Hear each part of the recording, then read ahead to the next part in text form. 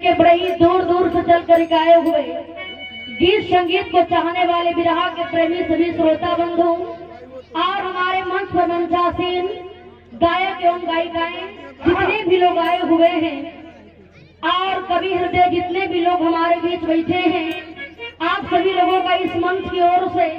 मैं गायिका अंशिका कुशवाहा जखनिया गाजीपुर से आप सभी लोगों का तहे दिल से सम्मान करती हूँ, प्रणाम करती हूँ।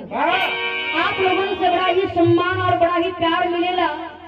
कहे से कि हमारे घर का कार्यक्रम बा, हमने के घर के कलाकार बनी जा कनी जा के पहले ना गई तबो चली, लेकिन थोड़ा सा कुछ प्रॉब्लम बा तो भाई करेंट मैटर रमेश जी कलम के बिना गावे जाही ना देवे के बाद चाहे कोई भी कलाकार रहे तो बहुत ज्यादा सम्मान प्यारी घर से इस परिवार से हमारे गुरु जी से मिलता रहा है और आगे भी मिलेगा। एक छोटी सी गीत है, कहे से कि कलाकार लोग बहुत ज्यादा हुए और कम समय में ही अपने बात के हम रखल चाह जो इस दुनिया का जवन चीज सच्चाई बा ए बाबू, ए दुनिया में जे के हुआई लोकरा के आज न तकाल दुनिया छोड़ करके जाए के हो, न तो केहू कुछ ले करके आइल बा, न तो केहू कुछ ले करके जाई। और कहा जाता है कि इंसान तो चला जाता है कीर्ति अमर होती है, इंसान तो चला जाता है कीर्ति अमर होती है, साबरी गुजर जाने के बाद इस जल की कदर होती है।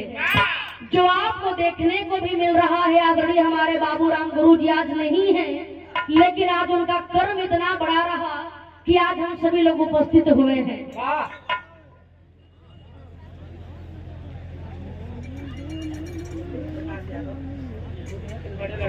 और देखिए आदरणीय हमारे गुरु जी के बड़े सुपुत्र हैं,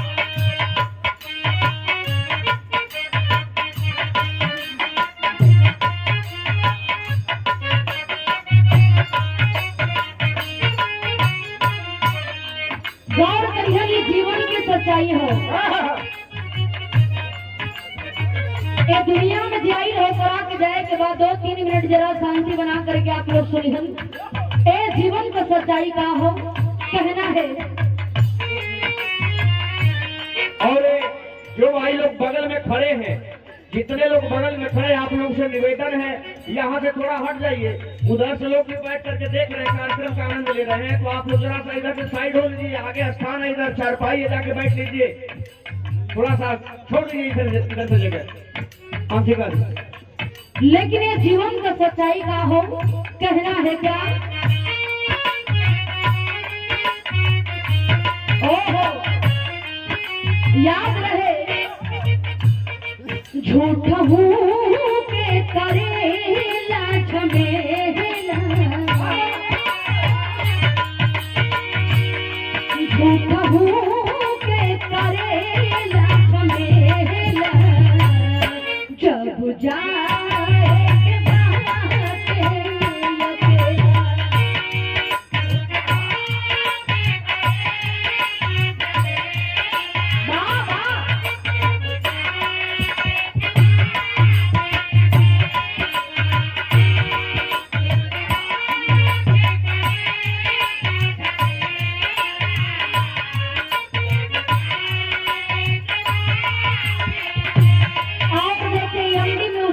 बुरहानपुर से बड़े भैया आप अजीत यादव जी की ओर से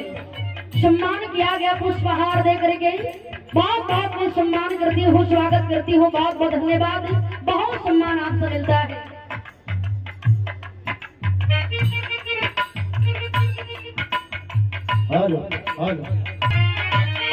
झूठा हूँ के करेला झमेला,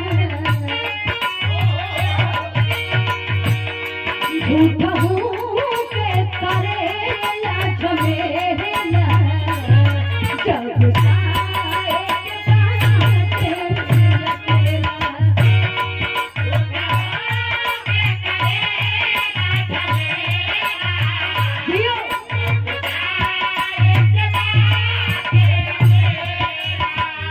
और आदरणीय हमारे गुरु जी श्यामलाल गुरु जी की ओर से सम्मान किया गया,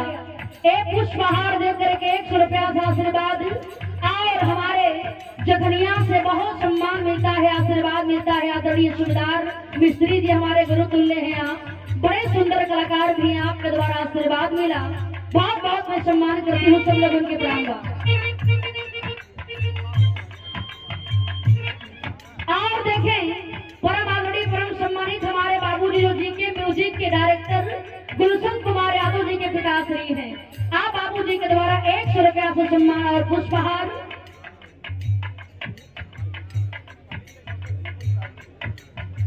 और आदरणीय हमारे गुरु जी के छोटे सुपुत्र हरिओम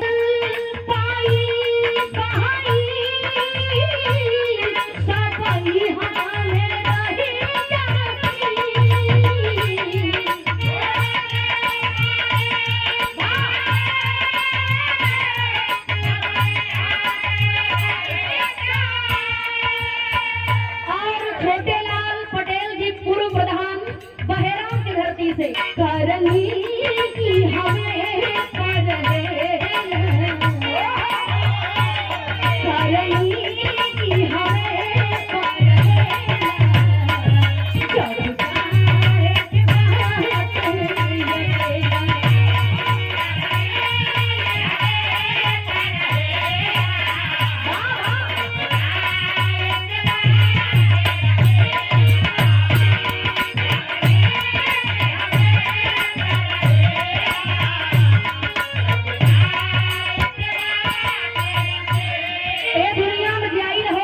जाए के हो तो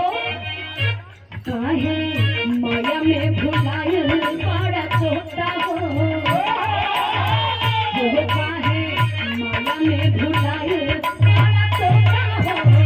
खोता छोड़ के जाए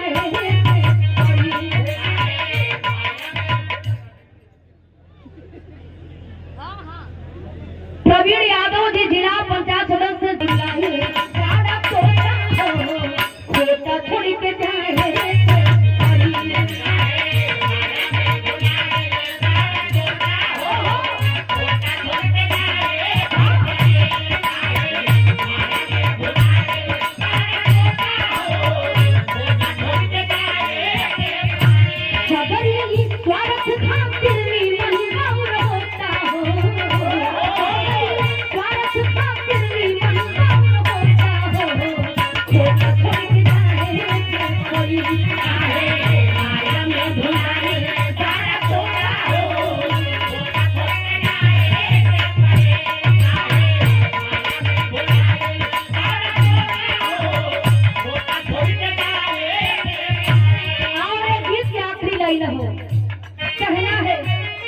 लाख करोड़ केतनो पाई पाई जोगाला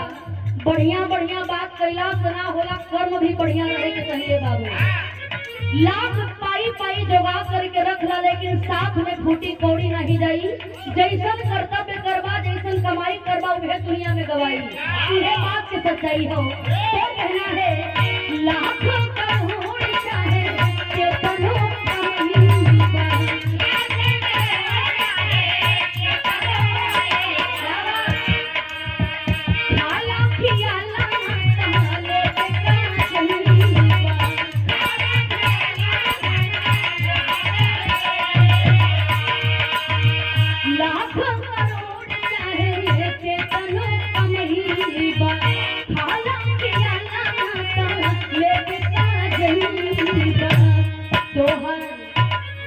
भूल जाई पहिरल लगोटा हो